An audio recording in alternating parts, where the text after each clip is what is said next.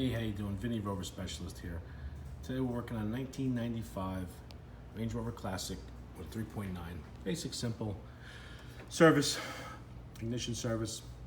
Go over the car, check everything, make sure everything's doing what it's supposed to be doing and running the way it should be from the factory. So, you ask yourself sometimes, what's the difference if I just bring it to a specialist or somebody that works on these cars all the time and knows what they're doing and knows all the ins and the outs. They always say you get what you pay for.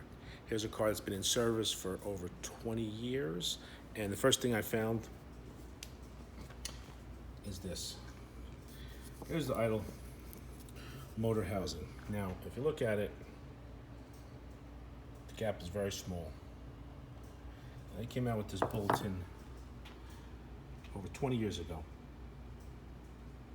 It has to do with the size of the hole. This is what the old one looks like. When they had it from the factory, there was a mistake, and you're supposed to open them up. Instead of 3 to 8 millimeters, it's supposed to be up to 11 millimeters. This one actually reads about 4.8 millimeters. So we have to open up the hole in here so you get proper flow and you get the proper idle.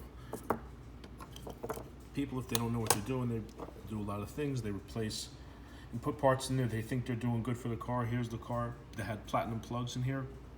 These cars don't require platinum plugs. Actually, they run very horrible with platinum plugs.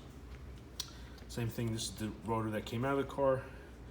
If you look at it, you can see how cheap and chintzy it is. You can see how thin the metal is on it. This is an original rotor, and you ask yourself why.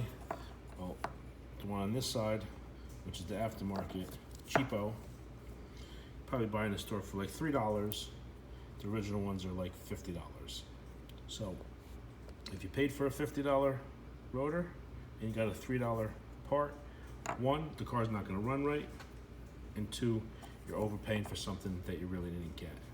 So ask next time you bring your car somewhere, am I looking for price or am I looking for quality? So I'll finish up on the service and get back, see how the car runs later on, and look for part 2.